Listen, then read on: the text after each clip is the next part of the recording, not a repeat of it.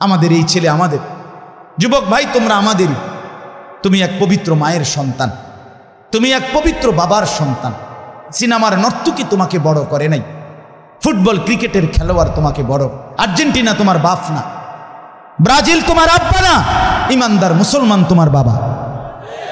তুমি ইহুদির সন্তান না।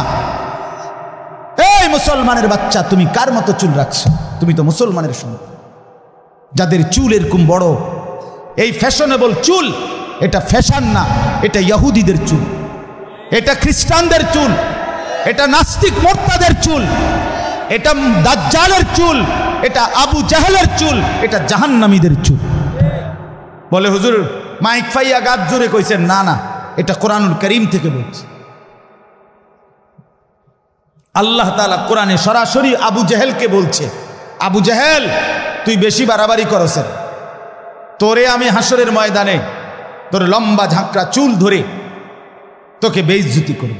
কাল্লা লা ইল্লাম তানতাহি লানাসফাআম বিন-নাসিয়া। এই আয়াত আবু জাহেলকে লক্ষ্য করে নাযিল হয়েছে।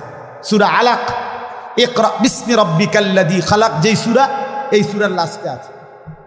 আপনি তাফসীর দেখেন, ওখানে আছে। এই নাসিয়া শব্দের অর্থ হলো সামনের চুল বড় যাদের, তাকে বলে নাসিয়া। আল্লাহ বলছে তোর সামনের এই বড় চুল ধরে হাসরের ময়দানে তোকে ফেলে বেইজ্জতি করবে। এই জন্য সামনের এই বড় চুল, এটা আবু জাহেলের চুল। 2 নাম্বার, কোরআনুল কারীমে আছে আল্লাহ তাআলার ফেরেশতারা হাসরের ময়দানে আল্লাহকে বলবে, আল্লাহ জাহান্নামীদেরকে জাহান্নামে, হাসরের মাঠ থেকে জাহান্নামে ফেলবো কিভাবে? তো আল্লাহ তাআলা বলবেন ফায়ুখাযু বিন-নাওয়াসি ওয়াল আকদাম। এই চুলের সামনের অগ্রভাগ বড় চুল এবং 2 ঠ্যাং ধইরা ছাগলের বাচ্চা যেভাবে আলগি দেয়, এইভাবে আলগি দিয়ে ধইরা এমনে আসার মা চাহ দেই না, জাহান্নামী চাহ। এই জন্য চুল বড়, সামনের এই ঝাঁকড়া বড় চুল, এগুলো এটা জাহান্নামীদের চুল। 3 নাম্বার, মুসলিম শরীফের স্পষ্ট হাদিস, নবীজি যতবার দাজ্জালের বর্ণনা দিছে, যেই দাজ্জাল মুমিনের সবচেয়ে বড় শত্রু, কাফের, কোটি কোটি মুসলমানের ঈমান নষ্ট করবে শেষ জামানায়, নবীজি প্রত্যেকবার দাজ্জালের বর্ণনা দিতে গিয়ে যতগুলো হাদিস বলছেন, বুখারী মুসলিম সব কিতাবে আছে, প্রত্যেক কিতাবের মধ্যে দাজ্জালের দৈহিক বর্ণনার মধ্যে একটা বর্ণনা নবী বলছে দাজ্জালের চুল হবে কাতাত। কাতাতুন মানে হলো এলোমেলো, এবড়ো থেবড়ো, স্বাভাবিকতার পরিপন্থী। এই জন্য এই চুল দাজ্জালের চুল। জওয়ান মাথা নোয়াইও না, ওই বেটার মাঝখান দিয়ে খারাই লইতো না। আমি দেখছি তুমি মাথা অন্য আইলে কি লাভ? আমার কাছে লজ্জার কিছু না, তোমার কাছে আমি ঠেকানা, আমার কাছে তুমি ঠেকানা। দোস্ত, তুমি আমার ভাত খাও না, আমি তোমার ভাত খাই না। তোমার পথে তুমি চলে যাবা, আমার পথে আমি চলে যাব। আমরা একজন আরেকজনকে পাশ কাটাইয়া যাইতে পারবো, ঠিক কিনা বলেন না? কিন্তু আল্লাহকে বলো না, বন্ধু তুমি আমার সামনে পাশ কাটাইয়া গেলা গার, কিন্তু কি হইছে? আমি কি তোমার কাছে ঠেকা না? তুমি আমার কাছে ঠেকা, কথা বলে না। কিন্তু আল্লাহকে আলাম ইয়ালাম বিআন্নাল্লাহা ইয়ারা, রব্বুল আলামিন বলে বান্দা তুমি কি জানো আমি কিন্তু সারাক্ষণ তোমাকে দেখি। কতক্ষণ? সারাক্ষণ, সারাক্ষণ দেখি। এই জন্য আল্লাহকে আড়াল করার সুযোগ নাই। অতএব আমার মূল বক্তব্য এই 3 আয়াতের, হায়াতের কদর করেন, জীবনের কদর করেন। বন্ধু আমার, ইমাম ইবনু রজব হাম্বলি রহমতুল্লাহ আলাইহি বিশ্ববিখ্যাত একজন আলেম, ওনার একটা কিতাবে উনি লিখছেন প্রত্যেকটা দিন, এ কথাটা শুনেন, প্রতিটা দিন যখন ভোর হয়, নতুন একটা দিনের সূচনা হয়, ওই দিনটা পৃথিবীবাসীকে ডাক দিয়ে বলে, হে দুনিয়াবাসী, আমি শুধু আজকের জন্যই পৃথিবীতে এসেছি, কিয়ামত পর্যন্ত আর কোনো দিন আসবো না। আল্লাহর বান্দা, আমারে নষ্ট কইরো না, কদর করো। প্রতিটা রাত এভাবে ডাক দিয়ে বলে, হে আল্লাহর বান্দা, আমি একবারের জন্যই এসেছি, আমি আর কোনো দিন আসবো না, আমারে নষ্ট করো না, কদর করো। বলেন আপনার আজকের 12 ফেব্রুয়ারি 2024 সোমবার পৃথিবীতে আর কোনো দিন আসবে? বলেন না বাপ, আগামী সোমবার তো আসবে, সেটা 12ই ফেব্রুয়ারি, আর কোনো দিন আসবে, এই একবারের জন্যই আসছে, একবারের জন্যই আসছে। এজন্য প্রতিটা দিন বলে কদর করো, প্রতিটা রাত বলে কদর করো, নষ্ট করো না, আমি আর আসব না। এরপরে ওই কিতাবে লিখছে আরো আবেগী কথা, আরো মর্মস্পর্শী কথা। এরপরের লাইন, দিন যখন শেষ হইতে লাগে, যখন দিন শেষ হইতে লাগে, অর্থাৎ সেই সকাল থেকে শুরু হয়ে মাগরিবের আগ মুহূর্তে যখন শেষ টাইম, অল্প কিছুক্ষণ পরে সূর্য ডুবে যাবে, তাহলে আজকের দিনটা কি হয়ে যাবে? শেষ হয়ে যাবে।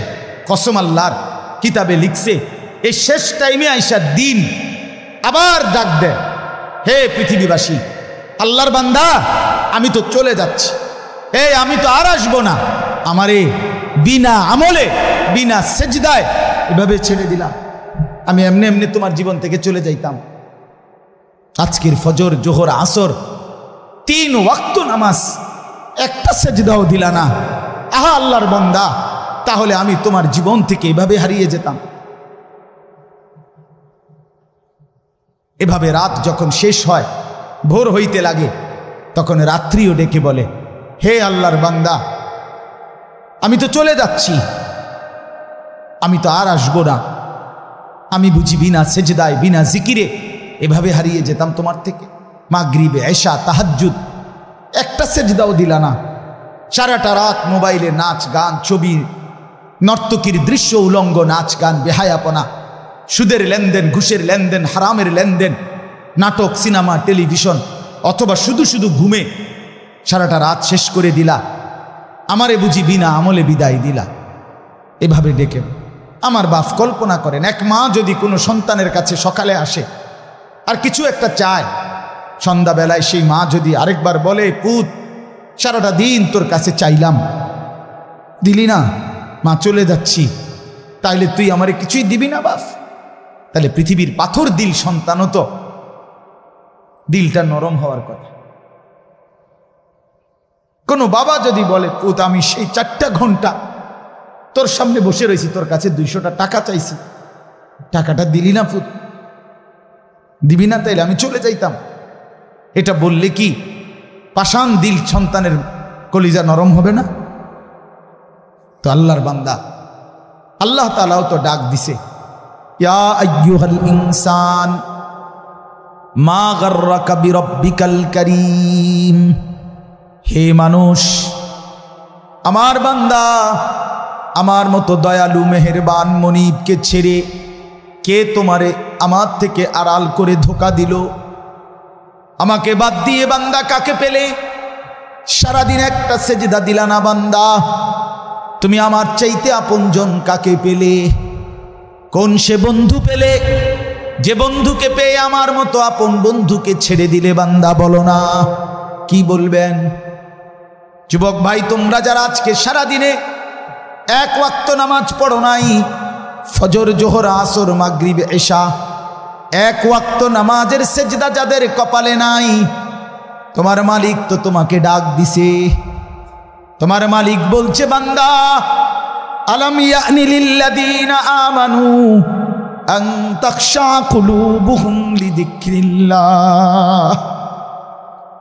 আল্লাহ বলেন, মুমিন, আমি আল্লাহর ভয়ে ইমানদার, তোমার অন্তর আমার স্মরণে, তোমার দিলটা নরম হওয়ার সময় আজও কি হয়নি? আলাম ইয়ানি, এই বান্দা হয়নি, দিবা না সেজদা? তাইলে আর যুবক ভাই, তুমি তাইলে আর কোনোদিন ফজরের নামাজ পড়বে না? বলো না ছেলেরা, বলো ভাই, বলো, আর কোনোদিন ফজরের নামাজ পড়বে না? তাইলে তোমার মালিককে সেজদা দিবা না? ভোরের সেজদার মজা নিবা না?